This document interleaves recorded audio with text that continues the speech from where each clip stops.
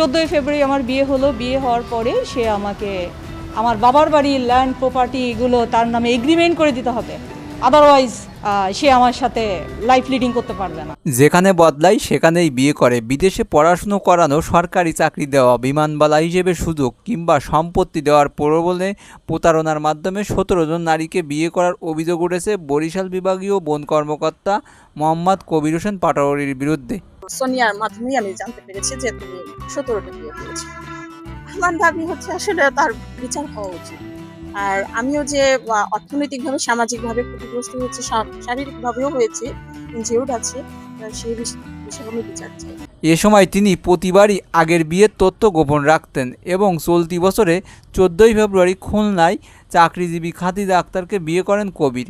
অভিযোগ, বিয়ের দ্বিতীয় দিনে স্ত্রীর বাবার সম্পত্তি অংশ লিখে দেওয়ার দাবি তোলেন তিনি।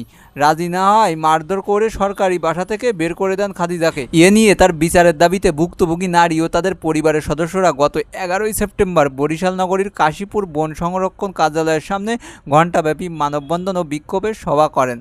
এ সময় ঢাকার বাসিন্দা নাজনীন আক্তার শিলা, নারায়ণগঞ্জের সোনিয়া আক্তার, খুলনার নাসরিন আক্তার দোলনসহ 17 জন নারী তার প্রতারণার শিকার হয়েছেন বলে দাবি করেন। এই সময় স্ত্রীরা বলেন, সাধারণ মানুষ হলে এত বিয়ে করলে জেলে থাকতে হতো, কিন্তু এই প্রভাবশালী কর্মকর্তা হওয়ার বরাবর পার পেয়ে যাচ্ছেন।